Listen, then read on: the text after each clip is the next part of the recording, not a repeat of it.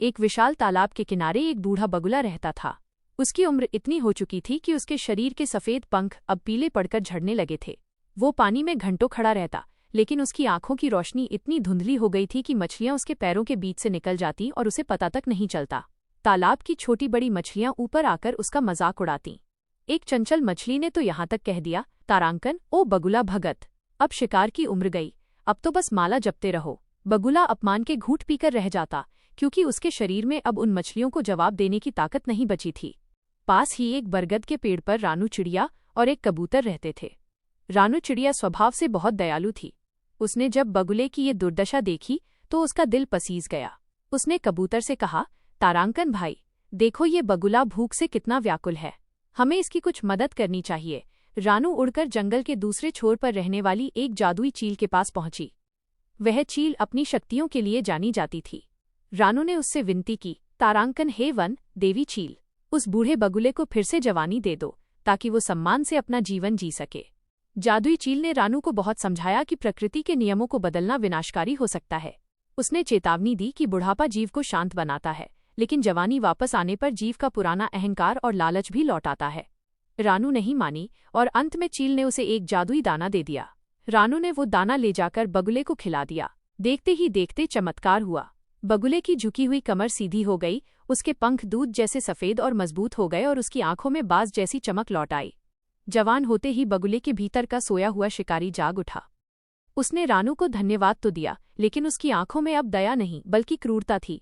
जैसे ही रानू वहां से उड़ी, बगुले ने तालाब पर कहर बरपा दिया। उसने उन मछलियों को सबसे पहले निशाना बनाया जिन्होंने उसका मजाक उड़ाया था।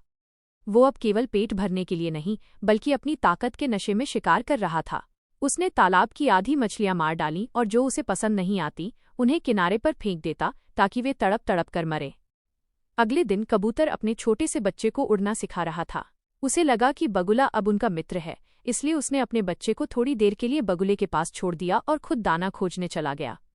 बगुले ने जब उस मासूम और कोमल बच्चे को देखा तो उसके मन में पाप जाग गया। उसने सोचा कि मछलियां तो रोज खाता हूँ, आज इस पक्षी के बच्चे का स्वाद लेता हूँ।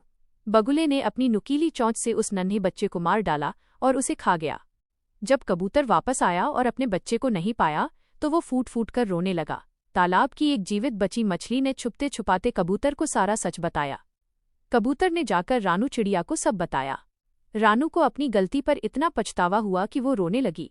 उसे समझ आया कि चील की चेतावनी सही थी, दुष्ट को दी गई शक्ति दूसरों का विनाश ही करती है। रानू तुरंत फिर से उस जादुई चील के पास पहुंची और अपने किए की माफी मांगी। चील ने उसे एक और काला दाना दिया और कहा कि इसे बगुले के शरीर से छुआ देना। रानू और कबूतर उड़कर तालाब पर पहुंचे। बगुला वहां घमंड में अपनी चोंच साफ कर रहा था। रानू ने मौका पाकर वो काला दाना उसके ऊपर गिरा दिया।